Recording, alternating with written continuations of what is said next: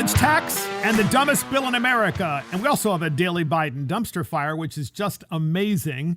This is Mark Fisher with Mark and the Millennials. And the millennial joining me today is, of course, Christopher Hopkins on the other side of the camera. He is our producer of Mark and the Millennials. Welcome, everyone. Welcome, Christopher. So we have today a podcast that's called Mileage Tax. We're going to get to that in a minute.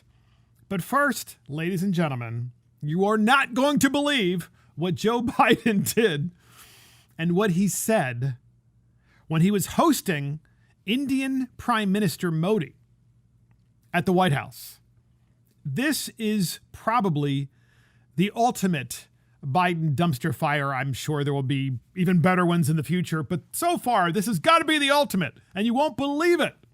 Get this. So Joe Biden held a meeting last week with Indian Prime Minister Narendra Modi. Also present, Apple CEO Tim Cook, Google CEO Sundar Pichai, and several Indian officials at the White House. During the meeting, Joe Biden seemed very confused and disoriented, to say the least. He blurted out something that you just won't believe. Remember, Joe Biden, President of the United States, sitting around an Oval Office conference table, right? This massive boardroom conference table. Put that picture in your mind, paint that picture, if you will. He's got the Google CEO, one of the most successful and richest companies on the planet, which of course is based in California. He has Apple CEO, same thing, one of the most successful, richest companies on the planet, also located in California. He's got Prime Minister Modi of India, right? He has a bunch of other tech CEOs as well, and some prominent other Indian American businessmen and or women. They're all sitting at this conference table, this boardroom. And what does Biden do? You won't believe this clip. Here it is. I was just thanking, anyway, I started off without you. And I sold a lot of state secrets and a lot of very important things that we shared. So Biden is starting off the boardroom conversation with all of these executives and the Prime Minister of India saying, I'd like to welcome, he forgot the Prime Minister's name. He could have just said the Indian Prime Minister, but he even forgot that the Indian Prime Minister was from India, so he couldn't even remember that. He's sitting right next to him, by the way, in the boardroom. So he's literally 2.5 feet away from the Indian Prime Minister, forgot the Indian Prime Minister's name, and then goes on to say, right after that, I have sold a lot of state secrets. I want to play this clip for you again. It's really worth listening to. Listen carefully. Here it is. I was just thanking, anyway, I started off without you. And I sold a lot of state secrets and a lot of very important things that we shared. I was just thanking, I'm here to thank, and I just want to thank, anyway, he wanted to thank the Indian Prime Minister for being present in the United States of America, for coming to the U.S. and visiting the President of the United States in the White House. But he didn't say that. I'd like to thank, anyway, what's your name again? He could have just looked right next to him himself. Biden could have and just said, who are you again? But he didn't. Instead, he just went on and said, I've sold a lot of state secrets. Folks, one of the things that happens, you're getting older in age and you get disoriented and you start forgetting and you get dementia, is the things that are in your subconscious come out, right? And those things that you've done in the past or thought in the past, they come out, and I think that's what just happened here.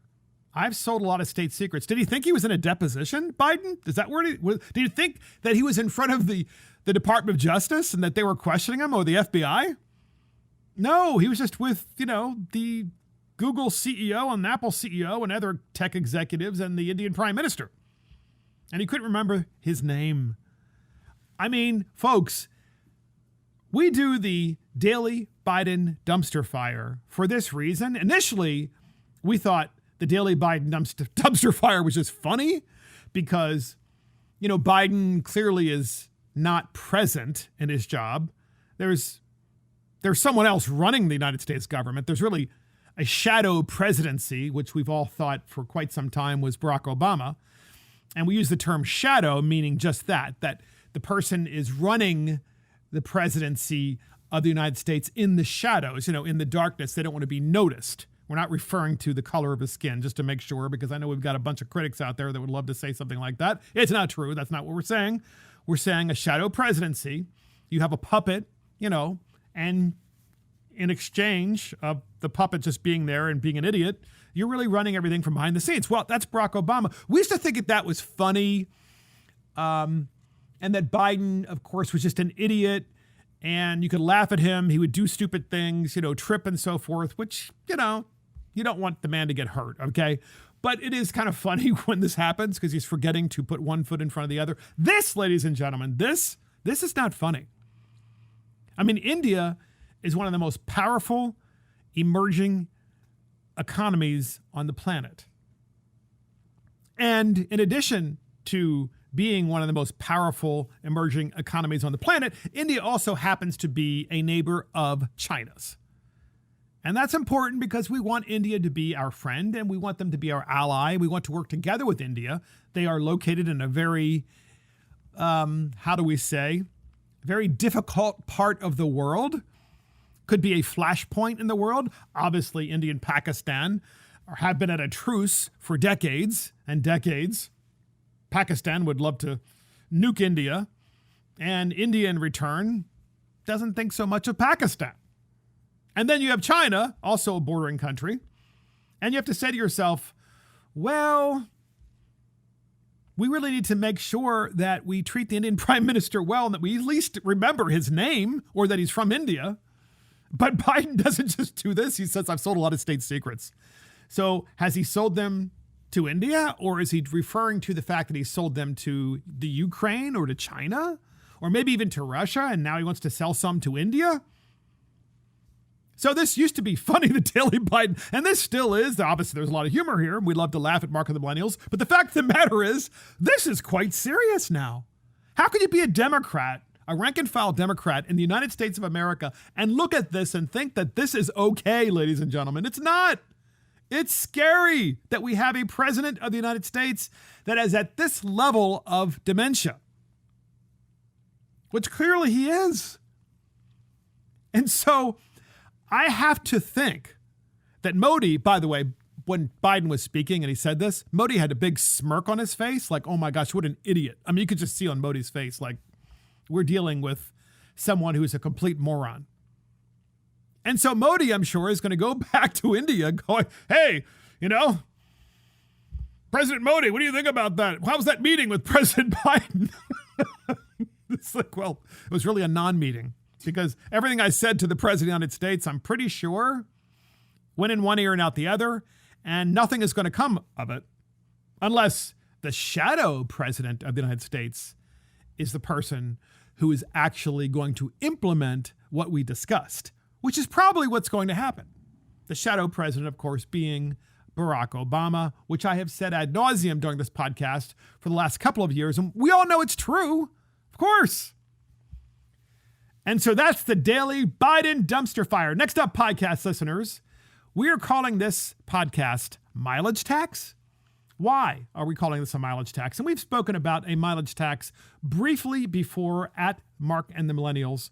What is a mileage tax? Well, a mileage tax, in theory, is a levy on how many miles you drive in your car.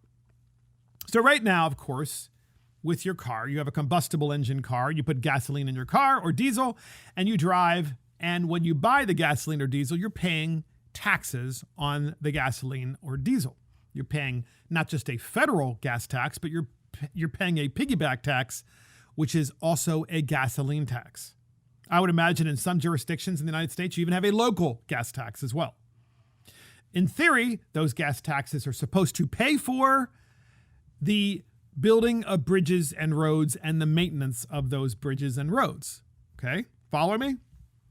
Well, then, of course, a number of years ago, electric cars came about, and the United States decided, as a matter of policy, to subsidize very heavily the electric car industry by providing subsidies to those individuals who purchase electric cars.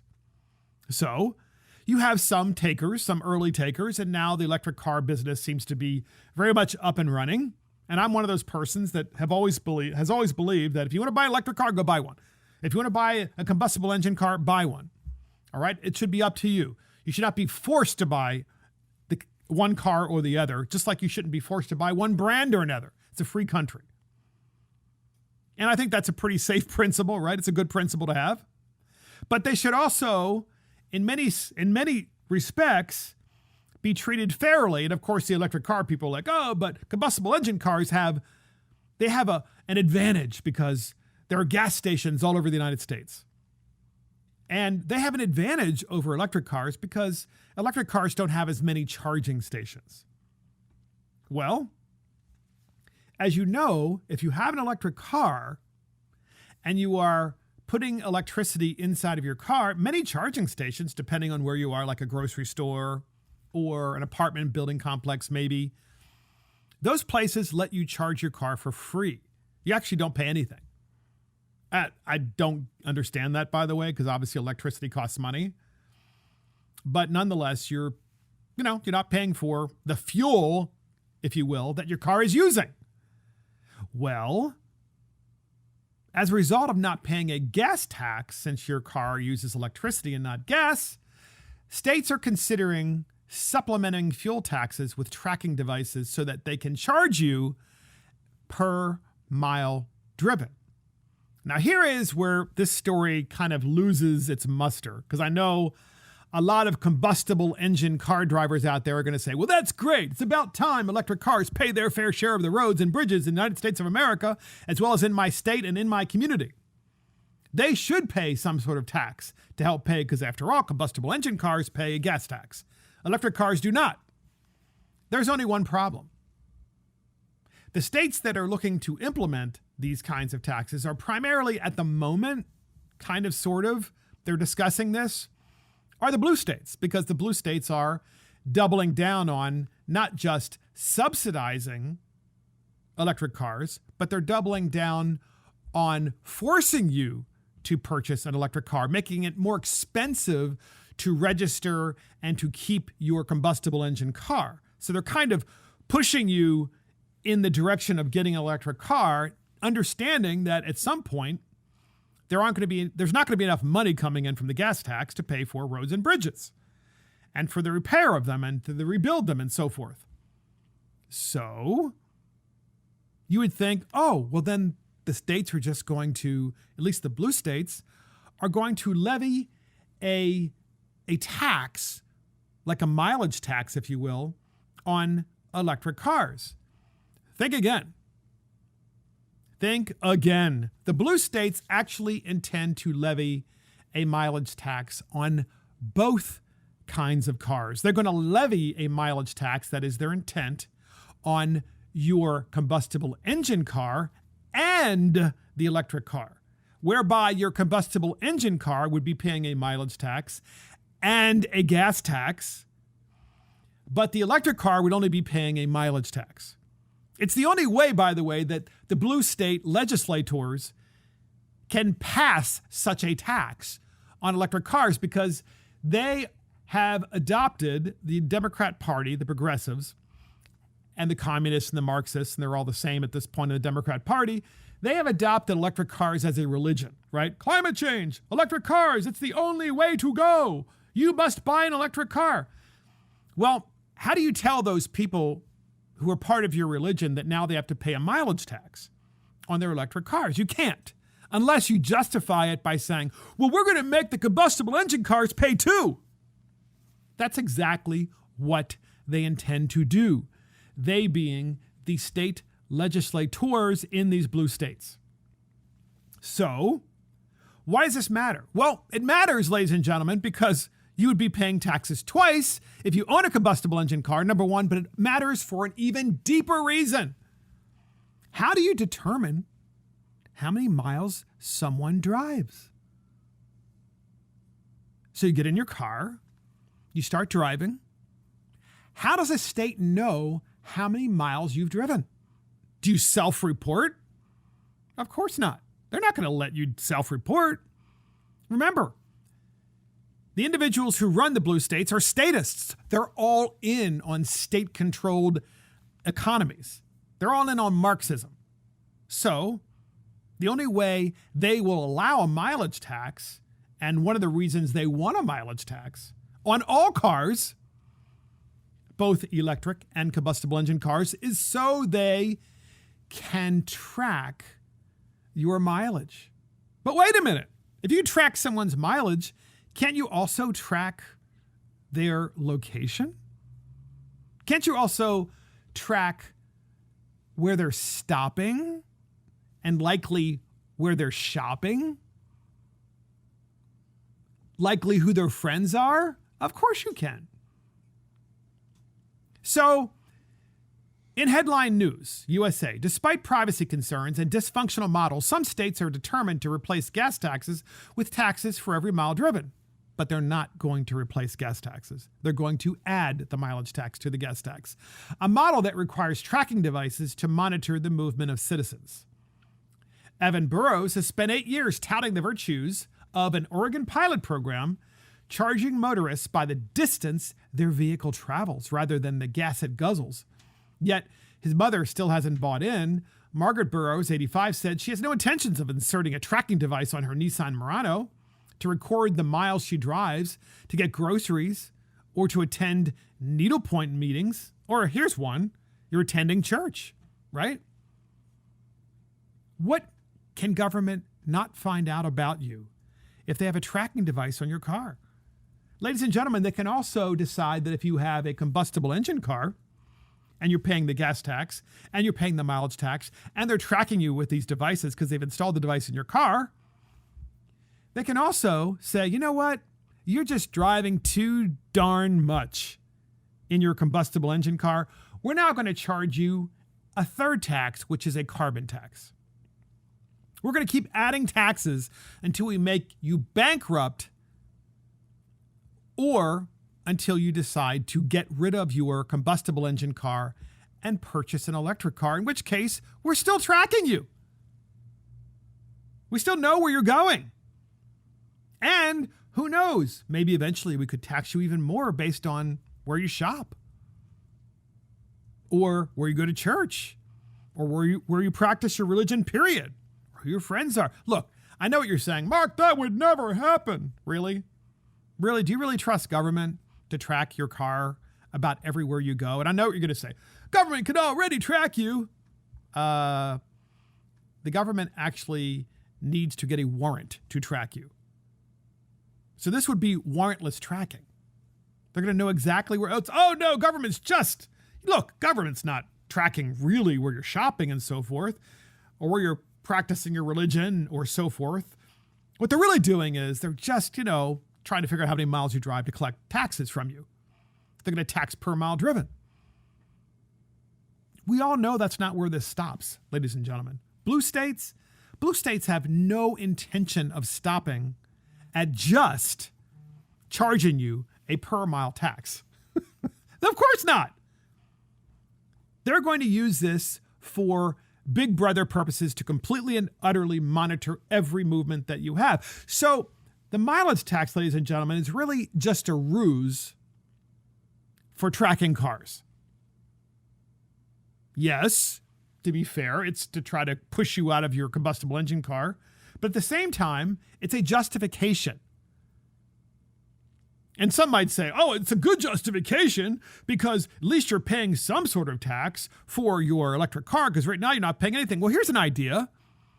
If you go to a charging station, which is required to begin with to charge your electric car, because you don't just plug it into the wall, right? You need to have an actual electric car charging station for an electric car.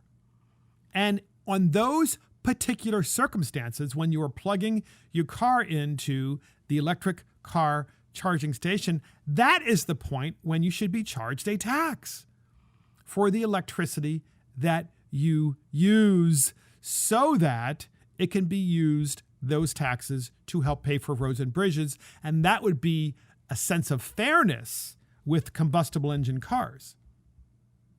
Now, that would be really easy to do, right? Okay, from this point forward, we're going to tax only charging stations for electric vehicles. And we would charge you a tax only when you recharge your vehicle to the tune of X, whatever that would be. And that'll go to the Transportation Trust Fund. It'll help repave roads and fix bridges and so forth. But no, that's not what the Democrats want. They want a mileage tax. Because a mileage tax it enables them to put in this tracking device in your car. So we have an alternative. Tax electricity, of course, that exists today. It would be very easy to implement. But the Democrats don't want that in the progressive states and the blue states. What they want is to track where you're going, because it's another level of control. And under the guise of a climate emergency, which, by the way, the Democrats have been talking about, by the way. They have been at the national level, and the crazy blue states, certainly in my state legislature, we have a climate emergency. You know what that means? Climate emergency means they can just shut off your car. They can shut down the grid. They can stop you from driving a certain amount of miles in your car. They can require you to no longer have a gas stove or gas fireplace. I mean, just go down the list of all the things that they can stop you from doing and control you. Democrats can control you completely and utterly in a dystopian society under the guise of a climate emergency. We've been talking about this for a long time. We at Mark and the Millennials, about this whole mileage tax thing, but here's what's changed. Now the Democrats are openly speaking about tracking car use and mileage driven. And the only way that they can do that is by putting one of these devices in your car. Look, in my state right now, if you have an electric car, you don't need to get your emissions tested. You don't need to go to the emissions testing station. So in Maryland and many other blue states, and you can say, oh, but this is federal law. Oh, actually, it's not necessarily federal law anymore, because in my state, you go through an emissions testing station with a combustible engine vehicle, and they don't even test anything. All they do, they don't test the exhaust coming out of your exhaust pipe. Of course not. They put this little clip on the inside of your car under the dashboard. All they have to do is look at your dashboard, and they can tell whether there are any sensors that have gone off. And your dealer would already do that anyway, because obviously most cars are run by computers, if not all of them at this particular point in time, unless you have a classic car. So they don't even do anything at these testing stations. You pay your $25 or whatever it is for nothing. Because if they really cared about emissions, they would be putting some sort of sensor at the emissions testing station at the location of your tailpipe to test the emissions that were actually coming out. But they don't do that. So it's all bullshit. Complete bullshit. And you know me, I don't like to curse on this program, but it makes me pissed off because it's nothing more than a control mechanism. You're bad. You're polluting. Really? You're not even testing the pollution. You're just taking my money. But electric cars don't have to do that. And so, of course, with a mileage tax, we can charge you a mileage tax and make you feel even worse with a combustible engine, also charge you gas taxes, and still require emissions to be tested. It's happening, of course. Now, to be fair, I haven't seen a state yet that's actually passed the mileage test, because the Democrats, as I said, since they've adopted electric cars as a religion, it's going to be hard for them to pass such a bill, but they know they're going to have to. And once again, and I'll finish this segment with this, Democrats are eventually going to pass in the blue states a mileage tax, but it's going to apply to all cars, regardless of whether it's a combustible engine or an electric car, except that combustible engines will be required to get emissions tests, pay gas taxes, and pay the mileage tax. And that's what they're up to. Because they can control you. They can track you. You're bad. Because under the guise of a climate emergency, just imagine all the power that they can take and get. And that's mileage tax, which is a ruse for tracking your movements. Next up, podcast listeners, we have a battle for the Senate. For the United States Senate, as you guys know, is very closely divided between Democrats and Republicans. The Democrats have a 2-seat advantage. So, former Navy SEAL, this Navy SEAL has announced that he is running to unseat Jon Tester in 2024. That's a big deal because Senator Jon Tester is a Democrat from Montana, and Montana should clearly have a Republican elected in the United States Senate. There should be no Democrat elected to the United States Senate from Montana, yet Jon Tester has nonetheless managed to stay in the Senate. Well, this Montana Republican businessman and former Navy SEAL, his name is Tim Sheehy, he announced his candidacy Tuesday to unseat Senator Jon Tester next year. The National Republican Senatorial Committee, Chairman Senator Steve Daines, has been encouraging Sheehy to enter the GOP primary field, where he could face House Freedom Caucus member Representative Matt Rosendale. Sheehy drew on his time serving in Afghanistan after 9/11, as well as his entrepreneurship in Montana, while pledging to focus his campaign on service, God, and country, according to his video. Quote, "Whether it was in war or business, I see problems and I solve them. America needs conservative leaders who love our country, and that's why I'm running for the United States Senate," Sheehy said in an interview. "I want to create a better future for my kids, your children, and grandchildren. Our campaign is about service, God, and country, not politics as usual." Well, of course, can you imagine saying that in a blue state? You'd be canceled right away. Service, God, and country? You can't say that. Oh my God. But here's the thing. I'm mentioning Montana because this should be a pretty easy pickup for the United States Senate for the Republicans, as well as defeating Manchin, Senator Manchin from West Virginia. I mean, that's the other one. So clearly, the Republicans are set, in my opinion, to at least pick up those 2 seats. And then from there, the Democrats are defending many more seats than the Republicans are in 2024.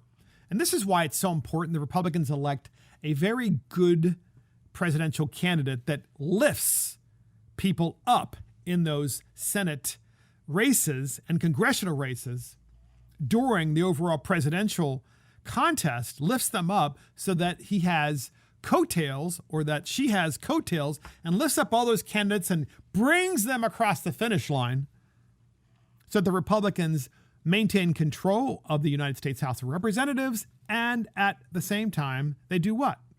At the same time, the Republicans actually take the United States Senate. That is really important because if you really, truly want to bring America back to common sense, if you really want freedom of speech, if you really want freedom of movement, if you really want private property rights to get the government and keep the government the heck out of your property and out of your home, to tell you how you should cook, what you should eat, where you should live, how you should live, then I think it's pretty clear that there's only one party that is about true freedom of movement, true privacy, and true freedom of speech, and that's the Republican Party. And so don't forget that who you vote for and elect, and I'm not telling you who you should, in the primary for President of the United States, when it comes your time to vote in a primary for president, you need to make sure that person can clearly win in November of 2024. And I'll look, for full disclosure, my wife's a Trumpian. Okay, she is, and I'm a DeSantis guy. All right, my dream ticket would be DeSantis and Senator Scott. That would be my dream ticket. My wife, forget it. I mean, she's all in on Trump. And there are plenty of you out there in podcast land that are exactly the same way. I know that. By the way, I respect your opinions. I get it. But please keep in mind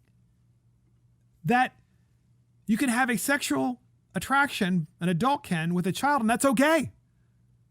They're trying to decrim this activity. Ladies and gentlemen, this is the modern Democrat Party.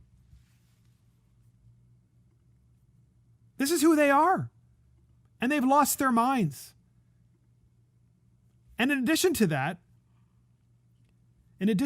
bill,